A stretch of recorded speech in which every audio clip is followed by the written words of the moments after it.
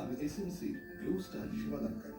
আমি গর্ভকালীন স্বাস্থ্যসেবা প্রদান করার পাশাপাশি গর্ভবতী মা আর গর্ভস্থ শিশুর পুষ্টি চাহিদা পূরণে এসএমসির ফুল কেয়ার ট্যাবলেট খাওয়ার পরামর্শ দিই।